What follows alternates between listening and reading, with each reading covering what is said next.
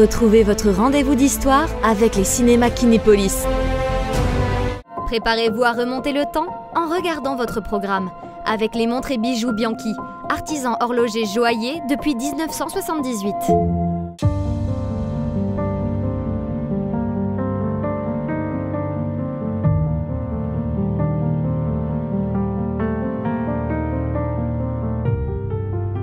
Bonjour et bienvenue dans ce nouveau numéro de Passion Patrimoine.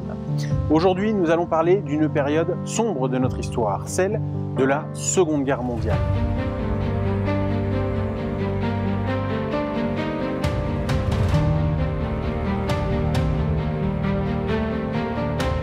Ce fort de Mesqueleu a connu les trois grandes guerres, puisqu'il est construit à partir de 1867. Nous sommes encore sous le Second Empire de Napoléon III. Après la défaite de 1870-71, la Moselle donc est annexée et les Allemands vont pendant des décennies réarmer ce fort et surtout le moderniser.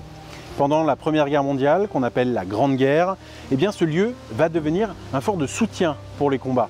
Il sera transformé ensuite en camp de prisonniers allemands. Et enfin, durant la Seconde Guerre mondiale, ce fort devient un véritable lieu d'enfer, un cauchemar pour de nombreux prisonniers. Nous sommes alors à l'époque où la Moselle est annexée par les nazis. Cette histoire qui s'est déroulée ici durant la Seconde Guerre mondiale et que nous allons découvrir dans quelques minutes fait froid dans le dos. Une histoire qui symbolise les atrocités commises par la barbarie nazie. Violence, souffrance, torture, meurtre. Le chapitre que nous allons aborder fait partie des plus sombres de notre histoire. Et c'était il y a moins de 80 ans. Cette histoire du fort de Queuleu explique le choix de ce lieu pour l'organisation de la journée de la mémoire mosellane le 15 octobre 2023. Un rendez-vous dont l'objectif est de faire connaître l'histoire particulière de la Moselle, frappée de plein fouet par les guerres mondiales et les annexions.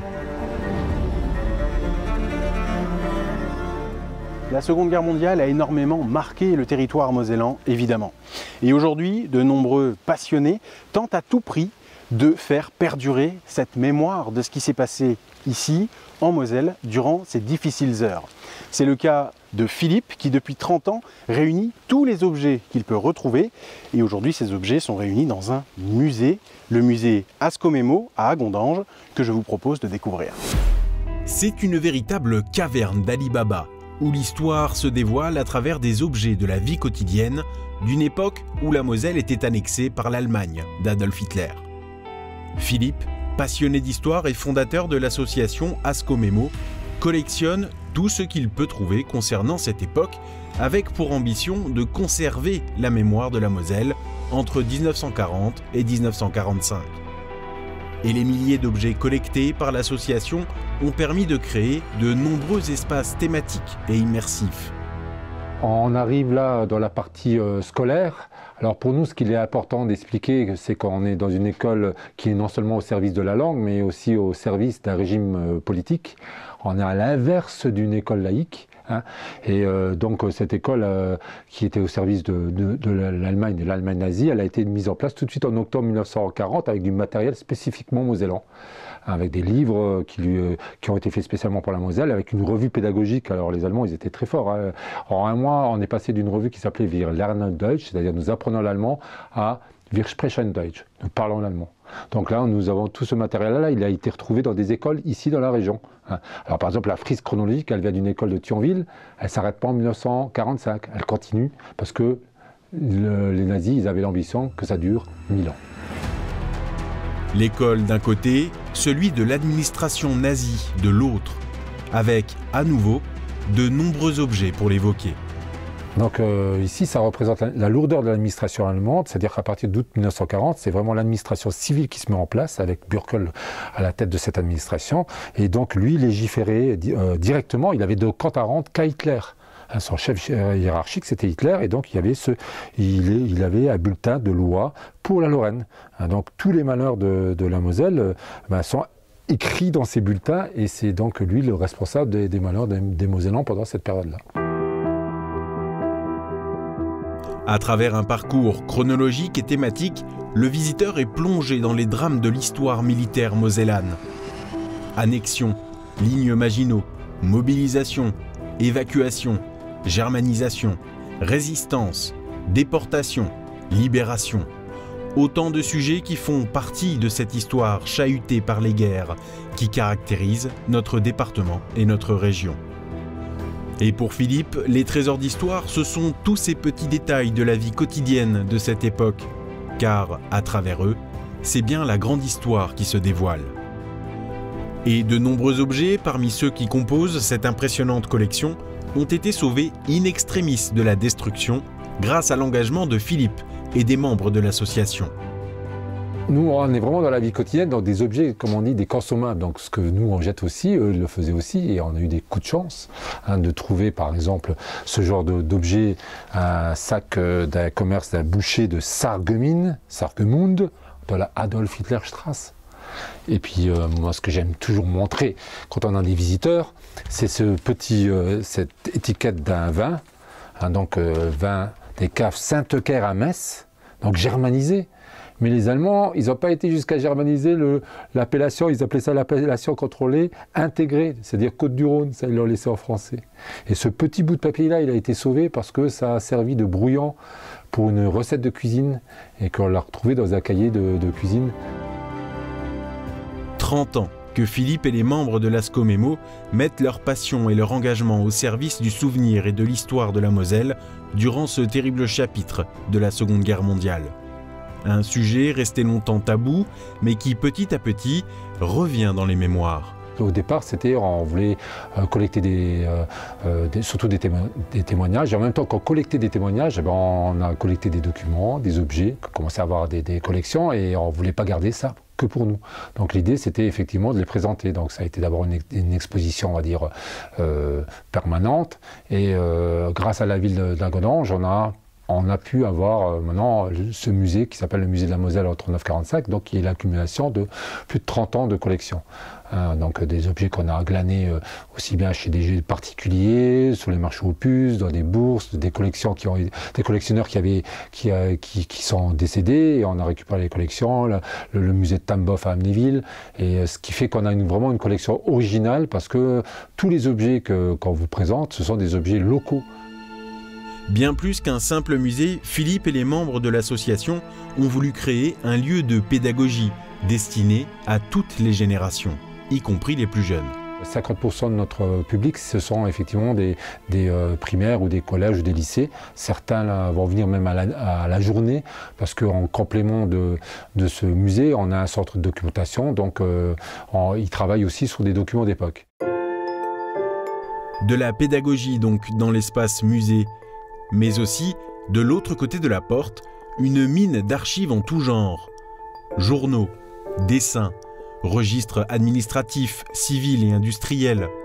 Tout ceci sert notamment aux universitaires, comme Rémi, membre de l'Ascomémo et actuellement en Master 2 d'Histoire. Le sujet de son mémoire, le rétablissement de la légalité républicaine de la Moselle à partir de 1944 et jusqu'en 1946. Une thématique précise qui nécessite de nombreux travaux de recherche, alors forcément, les archives d'Ascomémo sont d'une aide précieuse. C'est la richesse de l'association, c'est qu'on apporte une pédagogie, principalement sur la Deuxième Guerre mondiale, mais qui tourne sur les trois conflits en soi. Et moi, pour ma part, ça m'a permis d'apporter des sources originales. On a un accès vraiment très large et très thématique sur le second conflit mondial en Moselle. On a tout ce qu'il nous faut pour avoir un travail de recherche riche et à la fois varié. Avec ses riches collections d'objets d'autrefois et ses nombreuses archives, l'Association pour la conservation de la mémoire de la Moselle œuvre chaque jour pour que le passé douloureux du département mosellan ne tombe pas dans l'oubli. Le travail de toute une vie pour Philippe, pour qui l'important est de raconter celle des Mosellans qui ont vécu les années difficiles de la Seconde Guerre mondiale.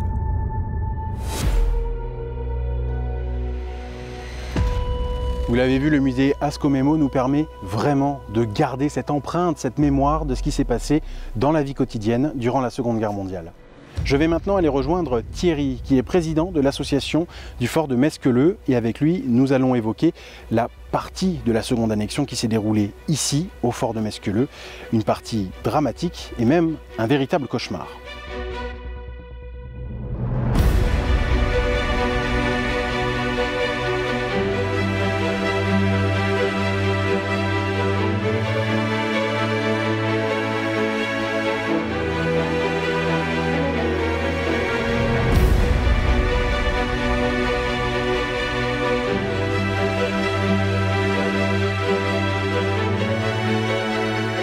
Bonjour. Bonjour. Merci de m'accueillir ici, donc au fort de Mesqueleu. Alors ici, on est vraiment sur un lieu chargé d'histoire et de mémoire. Mais avant ça, cette partie du fort, elle est construite par les Allemands, donc. Oui, tout à fait. Le fort de Queuleu, les premières pierres ont été posées par les Français juste avant la première annexion. Cela étant effectivement la première annexion qui démarre en 1870-71, effectivement, le fort n'est pas complètement terminé, donc les Prussiens à l'époque continuent la construction de ce fort de Queuleu, qui va s'appeler d'abord fort Goeben, du nom d'un général prussien qui a gagné une bataille du côté de Spicheren, et la partie qu'on va visiter est une construction purement prussienne. D'accord. Et alors ici, je parlais de mémoire à l'instant, cette partie du fort, donc c'est celle qui est le plus restaurée, ouverte à la visite, parce que c'est aussi ici qu'il s'est passé des choses terribles durant la Seconde Guerre mondiale, pendant la deuxième annexion donc. Voilà, alors effectivement la partie visitable et qui se fait visiter d'ailleurs depuis plus de 50 ans, hein, vous voyez, c'est une histoire qui continue, c'est la partie dans laquelle on va rentrer, qu'on appelle prison Sonderlager, camp spécial SS, qui a servi entre l'année 1943 et 1944 de lieu de détention de la Gestapo, où on a mis des gens pour les interroger, les torturer, et puis après on les a jetés dans des cellules. Donc c'est un lieu qui effectivement a vu transiter de l'armée française, de l'armée allemande, des prisonniers français, des prisonniers allemands. Vous voyez donc la complexité de comprendre dans ces murs qui est passé et pendant combien de temps. Oui. On va faire un tour à l'intérieur. Oui, on peut descendre. Ben, je vous suis.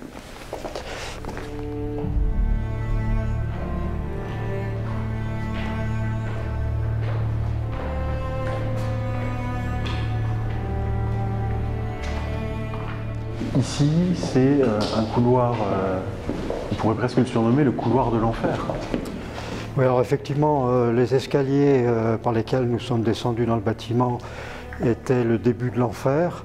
L'enfer a été baptisé, je dirais, par le fait que les prisonniers qui venaient ici ne savaient pas où ils étaient, ils avaient les yeux bandés et pendant plusieurs semaines, voire plusieurs mois, ils ont subi les interrogatoires de la Gestapo et les coups des SS.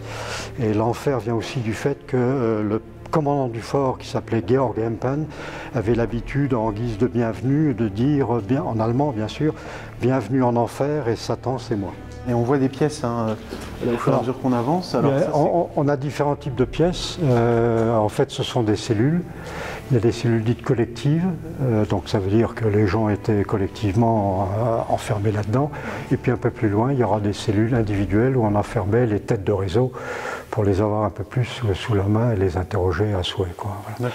Il y avait des cellules de femmes, 2 cellules de femmes et des cellules d'hommes, puisqu'ici à Queuleu, sur les 1500 personnes qui ont été incarcérées, il y a environ 200 femmes qui ont subi les mêmes exactions de la part de la Gestapo et de la SS. Et alors qui était enfermé ici? On était sur Alors on est sur les opposants au régime nazi, donc les résistants, qui à l'époque on les appelait d'ailleurs des terroristes.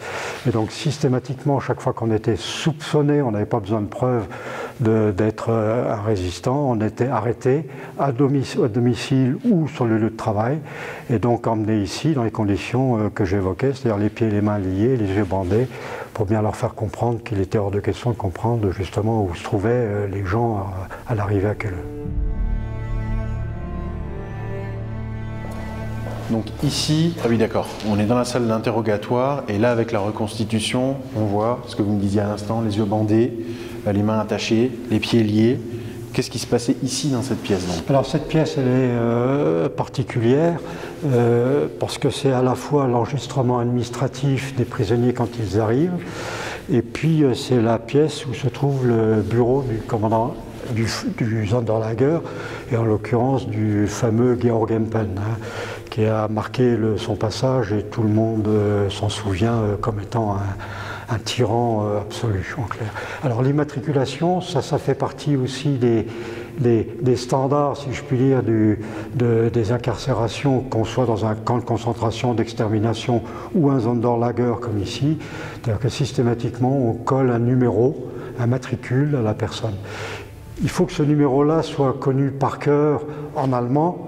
Et là, les SS, entre guillemets, s'amusaient à appeler un numéro. Si la personne n'avait pas bien intégré ce numéro-là, elle ne réagissait pas. Et si elle ne réagissait pas, c'était autant de coups de bâton et de coups de crosse que le SS distribuait. Voilà. Et alors là, dans cette reconstitution, il y a 3 personnes, mais j'imagine que ici, parfois, vous pouvez y avoir 20, 30 personnes. Effectivement, on arrêtait les gens des fois de façon individuelle ou des fois on faisait des rafles. Donc on arrêtait plusieurs dizaines de personnes. Alors évidemment, quand il y a plusieurs dizaines de personnes qui arrivent, on ne peut pas tous les mettre dans les salles. C'est pour ça que dans les couloirs, de temps en temps, j'allais dire, on stockait les gens en attendant de passer à l'enregistrement et à l'interrogatoire. Et quand on avait quelques personnes, on les mettait dans cette pièce qu'on pourrait appeler une salle d'attente. On pouvait rester dans ces conditions-là pendant plusieurs heures avant d'être pris en charge, si je puis dire, interrogé, tabassé en clair par la Gestapo, quoi. L'autre partie importante, c'est le bureau du commandant du fort. On peut s'approcher? Oui, on peut y aller. Voilà, c'est l'endroit où se trouvait le commandant du fort. Alors, commandant, on considère qu'à l'époque, il y avait une quinzaine, on va dire, de SS qui étaient ici en garnison. La partie, quand ils étaient de faction, ils étaient bien sûr à surveiller les prisonniers, à les tabasser en clair aussi. Ouais. Et quand ils n'étaient pas de faction, ils étaient dans leurs chambrées qui sont au-dessus. Voilà. Et ça, c'est le bureau de Georg Empen. Il y a une petite caricature qui a été faite qui représente un peu le gars. Quand on voit des photos de la personne, on le reconnaît parfaitement. Ouais. Il y a un air de bœuf sur la table parce qu'il avait l'habitude de bien s'en servir pour tabasser les gens. Et puis, il avait une chienne qui s'appelait Alma, qu'il avait aussi dressée à mordre. Enfin, vous voyez la caricature parfaite du nazi qui est là pour faire souffrir les gens qui sont emprisonnés ici, quoi. Voilà. Alors évidemment c'est une reconstitution qui n'est pas parfaite, loin de là, puisqu'on n'a pas de photo, on n'a jamais trouvé une photo de la période, en particulier du bureau, ce serait trop beau en clair, hein. On cherche mais c'est des choses qu'on ne trouvera peut-être jamais en clair. Donc on est reparti sur les témoignages qui ont été donnés par les prisonniers qui ont survécu à tout ça, et en particulier Léon Burgère qui a été un des premiers à rédiger ses mémoires et les mémoires du groupe Mario enfermés ici à Quelleu. Donc c'est pas ces approches-là successives des grands anciens qu'on a pu commencer à identifier un certain nombre d'utilisations de pièces et de reconstitutions. Le fait de se rappeler de cette histoire, évidemment c'est important, ça fait partie du devoir de mémoire. Est-ce qu'aujourd'hui, le devoir de mémoire, vous pensez qu'il est suffisamment intégré par les gens, la population? Donc, est-ce qu'on en fait assez? Jamais assez. Bon, la question, c'est qu'on a le souhait, effectivement, en Moselle, hein, puisqu'on est bien basé ici en Moselle, à ce que les différentes associations qui travaillent sur le devoir de mémoire se fédèrent quand même un peu.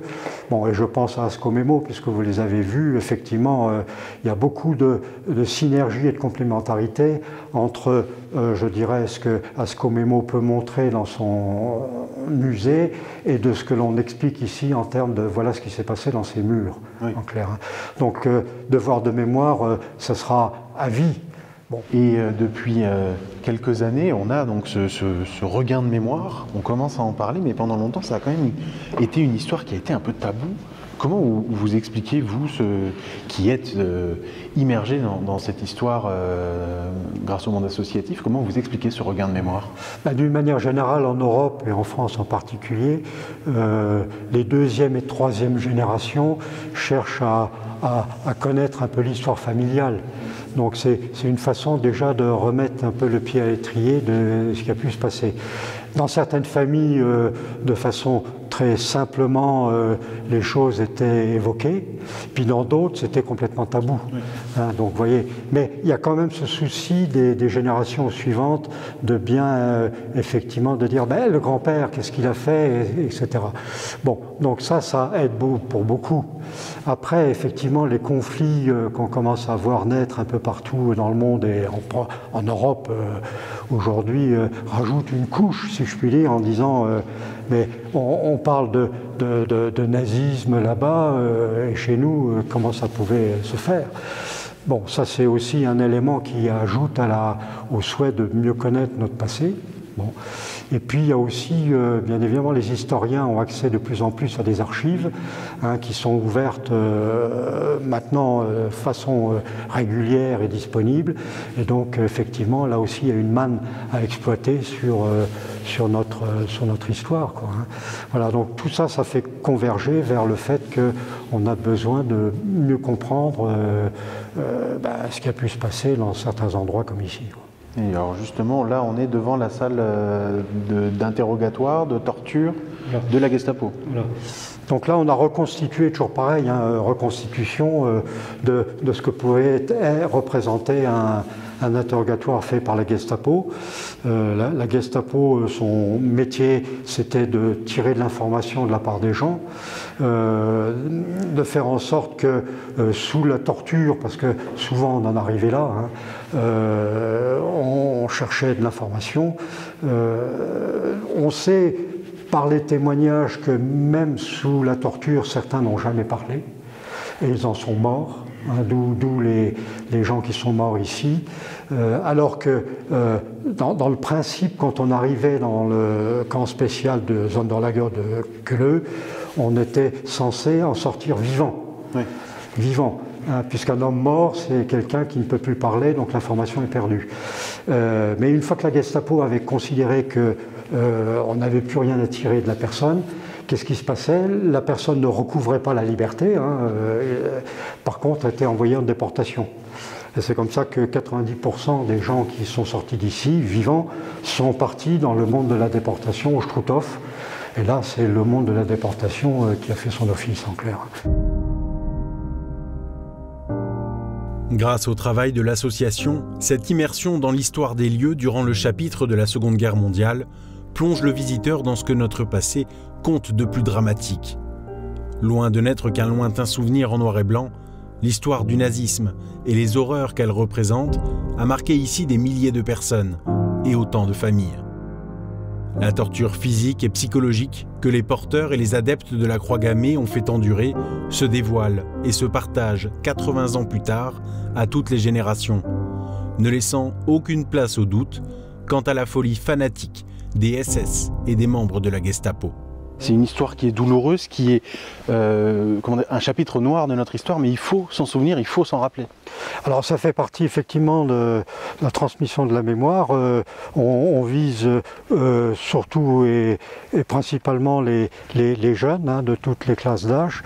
Bon, les adultes sont intéressés aussi par ce qui s'est passé, parce qu'il y a toujours eu par moment des filiations avec le grand-père, le grand-oncle ou tout simplement le père. Ouais. Ou la mère, parce qu'il y a des femmes ont été internées ici. Donc effectivement, à plus d'un titre, beaucoup de gens sont concernés par la connaissance de ce qui s'est passé ici. Et ils peuvent venir donc visiter tout ça grâce aussi au travail de l'association. Voilà. Donc les visites sont tous les dimanches après-midi pour le public et en semaine pour les classes. Très bien. Merci beaucoup Thierry pour cette visite. Écoutez, c'est moi qui vous remercie pour cette façon de communiquer sur le lieu qui est quand même très particulier. Visiter un lieu comme celui-ci, qui a été le théâtre de ces horreurs, est une expérience saisissante, glaçante. Et comme vient de me le dire Thierry, les jeunes générations dont l'existence s'éloigne peu à peu de cette époque doivent être mises au courant de ce qu'ont vécu leurs aïeux. De cette transmission de la mémoire peut dépendre aussi le monde de demain. Et l'actualité internationale nous le prouve, aucune paix, aucun traité n'est acquis pour toujours. C'est au pied de ce mémorial de la résistance et de la déportation inauguré en 1977, imaginé par l'architecte Roger Zonca, que s'achève cette émission. Une émission qui nous rappelle que le devoir de mémoire est primordial. Il faut se rappeler de ces difficiles heures mosellanes, car elles font partie de notre histoire, et ne serait-ce que pour la mémoire de tous ceux qui ont souffert de cette période. Il faut s'en rappeler et il faut en parler. Merci d'avoir suivi cette émission et je vous dis à très bientôt pour un nouveau numéro de Passion Patrimoine.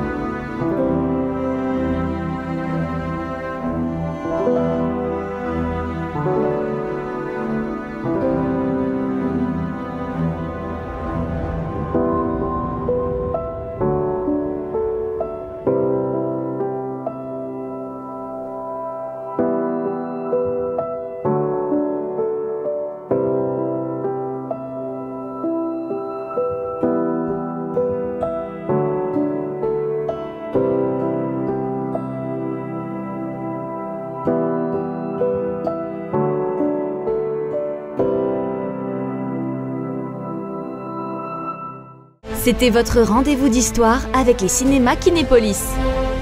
C'était votre programme avec les montres et bijoux Bianchi, artisans horlogers joailliers depuis 1978.